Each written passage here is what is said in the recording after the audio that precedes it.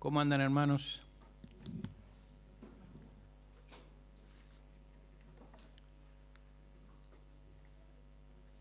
Deseando de que terminemos esta pandemia, ¿verdad?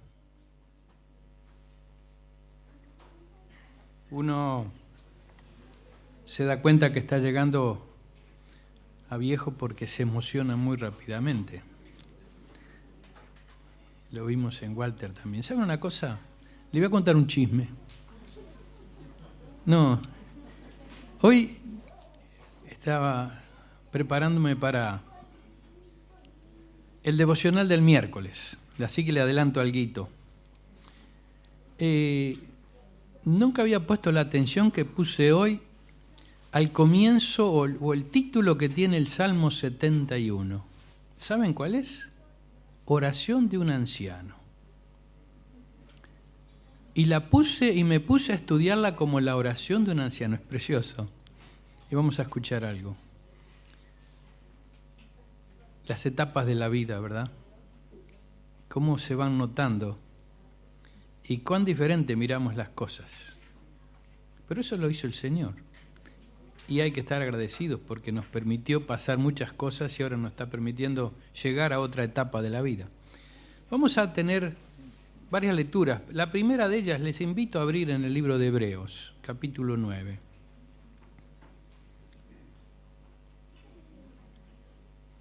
Algo decía José, porque me preguntó qué vas a hablar. Y no tengo un tema específico, pero estos días, mientras más de una semana, por cierto, pensaba en este mensaje, había una frase dicha por el apóstol Juan que se repetía en mi mente. Que ahora vamos a leer aquí, el Cordero de Dios que quita el pecado del mundo.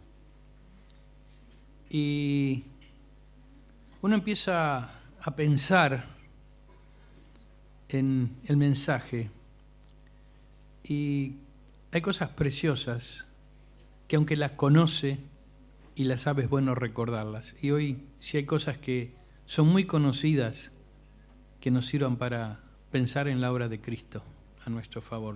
Hebreos 9:22 dice así: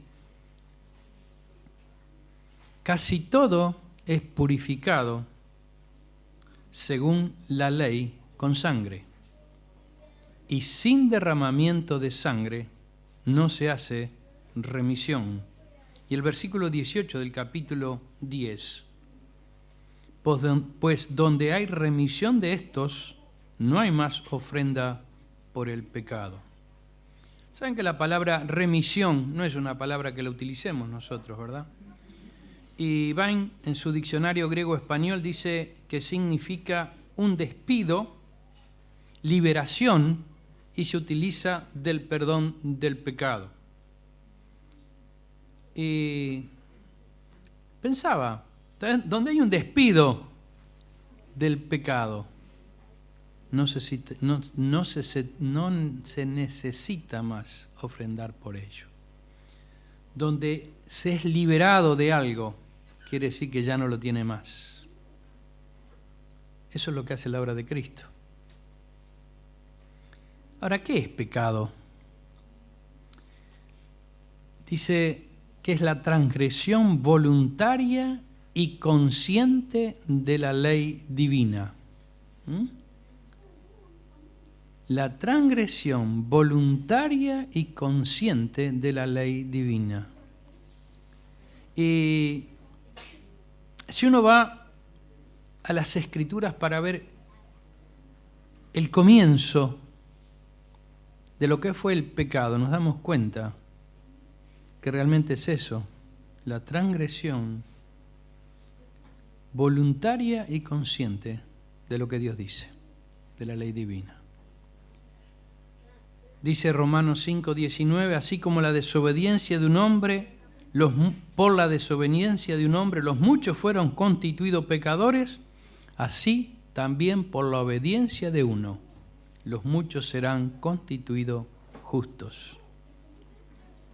Cuando nosotros vamos al capítulo 3 de Génesis, allí vemos el primer pecado, la desobediencia. Dios dijo, esto no hagas. Y el hombre lo hizo. Y el pecado dañó la relación con Dios. ¿Recuerdan qué hizo Adán y Eva? Se escondieron de Dios. ¿Por qué? Porque le habían desobedecido.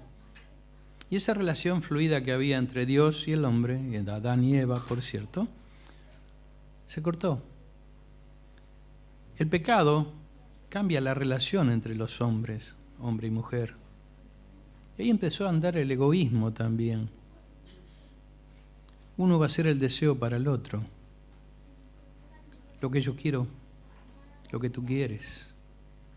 También el pecado dañó la creación de Dios. Por el pecado fue maldecida la tierra. Y al hombre se le dijo, con dolor conseguirás el fruto de la tierra. Antes era, qué lindo. Yo pensaba, qué diferente sería si en casa en vez de trabajar para cosechar me quedaba sentado. La culpa de Adán y de Eva. Pero lo peor es que el pecado trajo la muerte física y espiritual, que fue lo que le dijo Dios cuando lo llevó delante de aquel árbol especial y le dijo, él no comerás, porque el día de que él comieres, morirás. Y el hombre desobedeció. Y es entonces cuando la presentación, cuando pienso en estas cosas, la presentación que hace Juan el Bautista de mi Señor, del Señor Jesús, toma mucho más fuerza. Porque ahí está Juan con los discípulos y de pronto ven venir al Señor caminando. ¿Y qué dice Juan? He aquí el Cordero de Dios que quita el pecado del mundo. ¿No dice aquí el Hijo de María y José? He aquí el Cordero de Dios que quita el pecado del mundo. Y me puse a pensar en esta relación, en estas palabras. Si hoy nos dijeran esta expresión, poco nos llamaría la atención, porque no utilizamos al Cordero como lo utilizaba el pueblo de Israel. Desde el comienzo de la ley de Moisés y de antes también, desde el comienzo de la historia, el Cordero moría para perdonar los pecados, para que Dios perdonara los pecados, para confesar los pecados. Ponían, recuerdan lo que nos dice la Escritura, su mano sobre la cabeza del Cordero, y este Cordero era sacrificado para remisión de los pecados. Entonces, para el pueblo judío, para los israelitas, esta expresión tenía mucho valor. He aquí el Cordero de Dios que quita el pecado del mundo.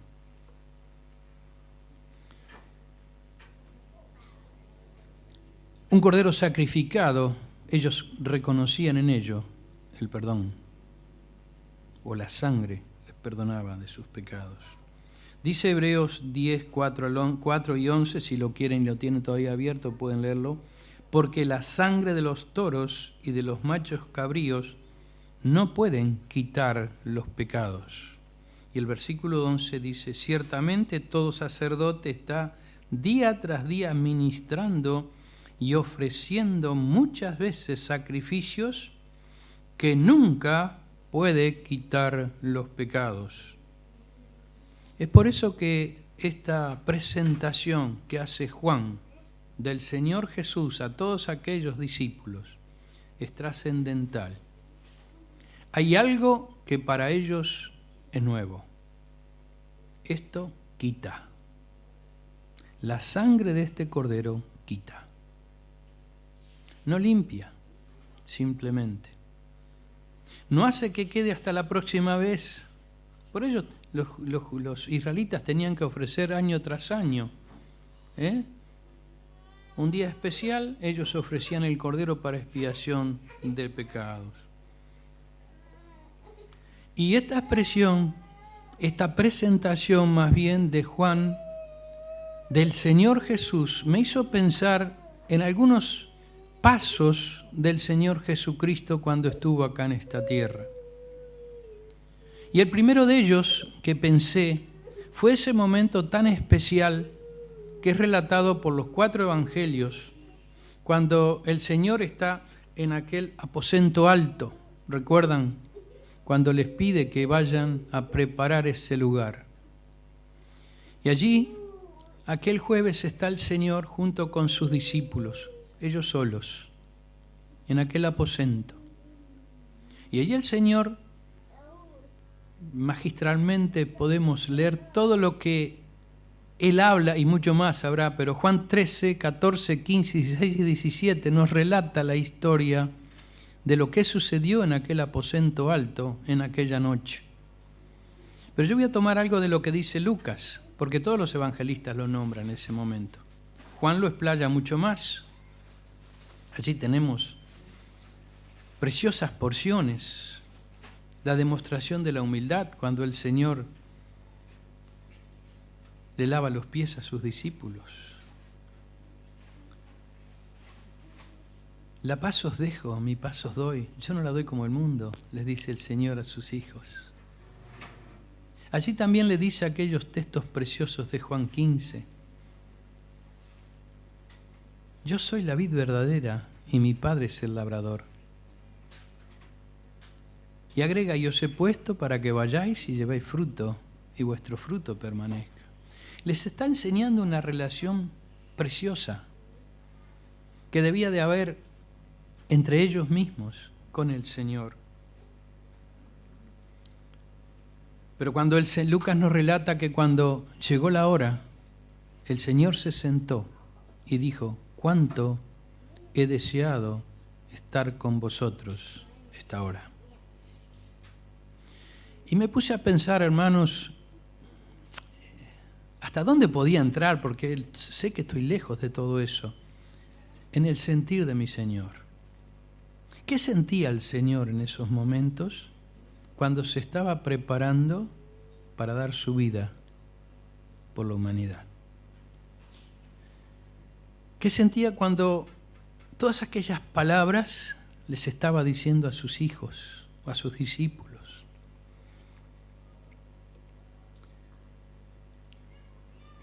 Ellos se habían sentado junto al Señor para hacer una recordación. Ellos estaban recordando la Pascua. Aquel día cuando el pueblo de Israel debía de matar a aquel corderito, tomar de su sangre y pintar, ¿recuerdan? El dintel y los postes de la puerta. Porque el ángel de Dios iba a pasar matando al primogénito de aquellos donde en las puertas no estuviera la sangre. Y aquella sangre era para librarlos de la muerte. Y el pueblo de Israel año tras año recordaba esta realidad celebrando la Pascua. Debió recordarla, porque hubo tiempos que no lo hicieron. Pero el mandato de Dios era esto, debían recordar. Y entonces, ese jueves el Señor está con sus discípulos y allí está junto a ellos y toma la copa y les va a decir algo que ya le había comentado muchas veces, pero que ellos no lo estaban percibiendo, porque como decía Pablo en la cena, ellos esperaban otra cosa. Ellos esperaban al libertador, que los sacara de la esclavitud de los romanos. Esperaban al Mesías, con otra finalidad. Sin embargo, cuando Juan lo presenta, le dice aquí, el Cordero de Dios que quita el pecado del mundo. Yo no sé cuántos percibieron realmente esa realidad, pero se está llegando el momento cuando el Cordero sí va a ser ofrecido. Y allí el Señor, utilizando ese momento tan especial donde ellos están en una mentalidad de recordación y van a participar de ese pan y de esa copa en la comida, que el Señor aprovecha para enseñarles esta realidad que hoy nosotros hemos hecho. Y Él les quiere decir, así como aquel cordero en el antiguo sufrió y derramó su sangre, para librarlos de esa condenación que Dios iba a mandar sobre aquellos que no pusieran la sangre en el dintel de la puerta, yo voy a hacer así. Y como yo voy a morir por ustedes, yo quiero que tengan este mismo pensamiento. Cada primer día de la semana hagan memoria de mí, de mi cuerpo y de mi sangre. Mi cuerpo que por vosotros es roto y esta sangre del nuevo pacto que por vosotros es derramada. Haced esto en memoria de mí. Y pensaba, mis queridos, que en ese momento tan especial, cuando los corazones de aquellos israelitas estaban pensando en esta realidad, debe haberle impactado. Y entendieron perfectamente cuál era el sentir de las palabras del Señor. Pero luego de esto, dice que el Señor se levanta y sale del lugar y va camino al Getsemaní. Y cuando va llegando al Getsemaní y con ellos sus discípulos, dice algunas palabras preciosas que nosotros encontramos en el Evangelio según San Lucas.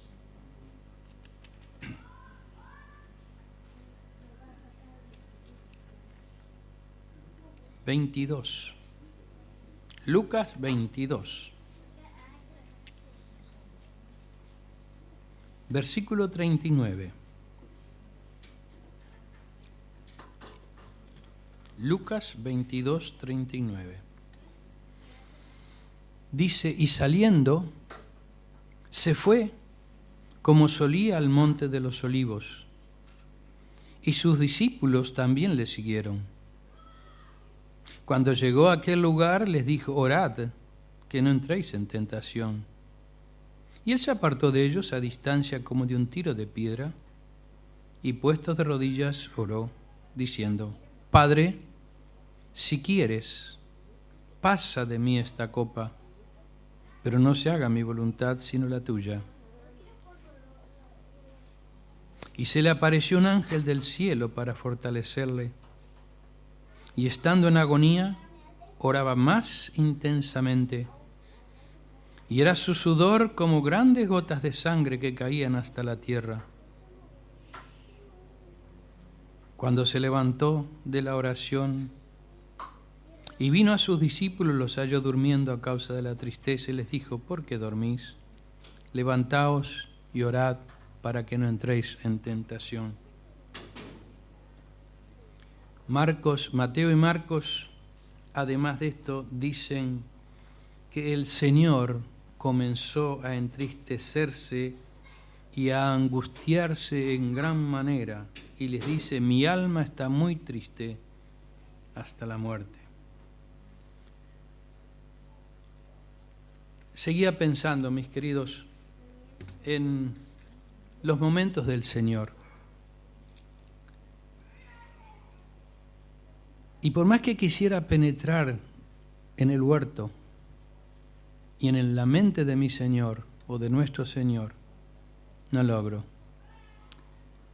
Algo se puede percibir leyendo las Escrituras, pero ¿cuál era el sentimiento del Señor que hacía que se entristeciera en gran manera y se angustiara de tal manera que su sudor caía a tierra y era como grandes gotas de sangre? Y aquella perfección que había entre Dios Padre y Dios Hijo es cruzada con estas palabras, Padre, si es posible, pasa de mí esta copa. ¿Cuál era el sufrimiento de nuestro Señor? Me llamó la atención al estudiarlo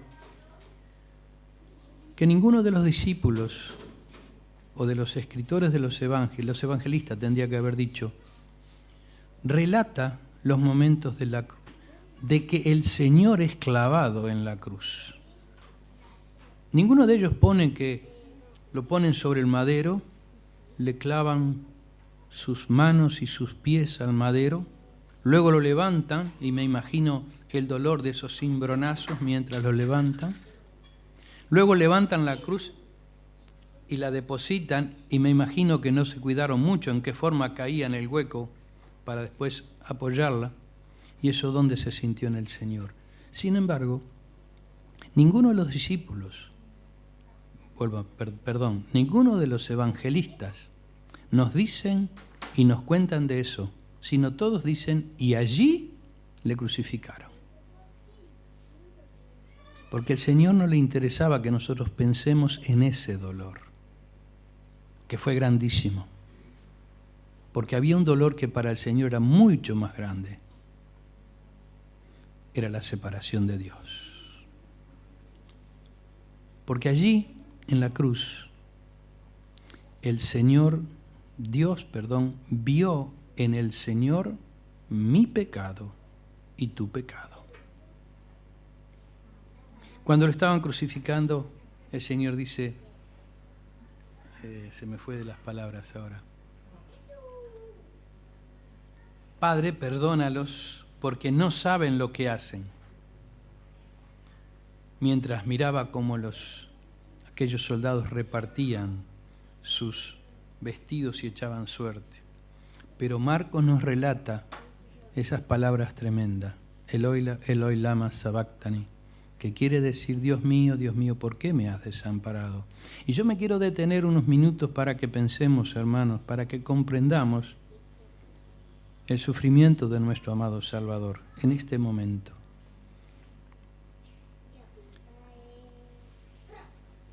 Cuando estaba en el Getsemaní, yo estoy seguro que el Señor pensaba en esto. Cuando aquellas gotas de sudor caían a tierra como grandes gotas de sangre, pensaba en este momento, voy a estar en esa cruz y voy a cargar el peso de todos los pecados de la humanidad y Dios va a ver en mí pecado. Y el santo fue hecho pecado por mí, fue hecho pecado por ti. Y Dios, desde los cielos, cuando miró a su Hijo en la cruz, ¿qué vio? Mi pecado y tu pecado.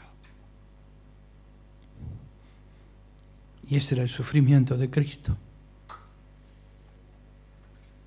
Que mi pecado lo separara de Él, de Dios. Y hermano, hermana, nuestro pecado lo separó a Él de su Padre Dios, de aquella comunión que siempre hubo. Fue separada porque nuestro pecado estaba sobre Él. El Cordero de Dios que quita el pecado del mundo. Y quitó mi pecado. Aquella sangre de la cruz quitó nuestro pecado y lo echó a lo profundo de la mar.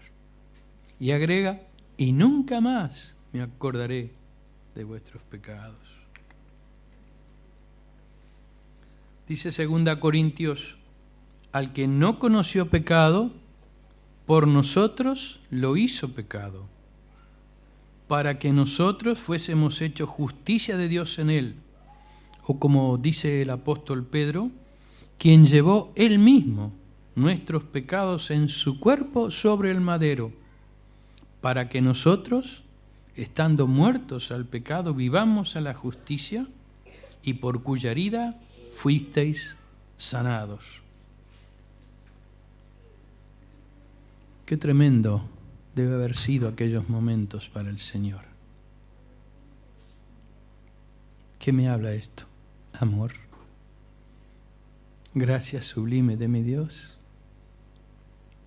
que haya tenido misericordia de nosotros y enviar a su Hijo a dar su vida en la cruz. Yo no lo merezco, no sé tú, pero creo que ninguno merecemos esto. Pero ese es el amor de nuestro Dios, ese es el amor del Señor. Eso fue la obediencia hasta la muerte y muerte de cruz. Qué tremendo. Qué grande ha sido el amor de nuestro Señor. Qué poco agradezco a mi Señor lo que Él hizo por mí.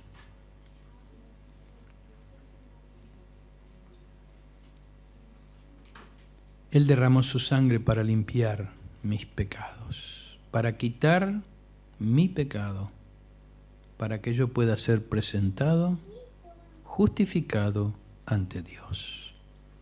Y porque Cristo murió en la cruz y derramó su sangre preciosa, es que tenemos entrada a la misma presencia de Dios. Solo la sangre de Cristo nos permite esa realidad. Cristo murió por mí, Cristo murió por ti. Qué precioso. Pensaba cuando estudiaba, cuando el Señor nació, una estrella iluminó al mundo.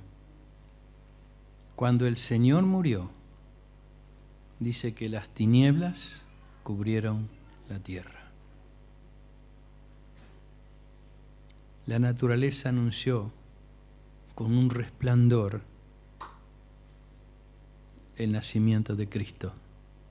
La naturaleza, cuando Cristo muere, se nubla todo. El sol deja de ser, porque el Cristo, el Hijo de Dios, moría en la cruz por mí y por ti.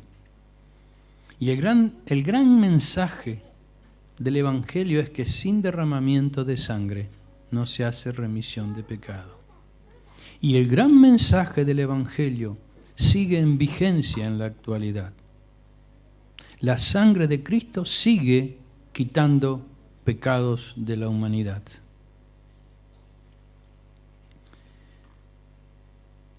¿Saben por qué? Porque el hombre y la mujer sin Cristo está condenado. Y pienso en aquellos de mis amigos, quizás acá adentro, que están junto con sus familiares mirando esta transmisión o escuchándola, que están sin Cristo y sin esperanza. Su fin es la perdición eterna, el lago de fuego y azufre para siempre jamás. Porque los pecados lo condenan. Creamos o no lo creamos, la Biblia lo dice.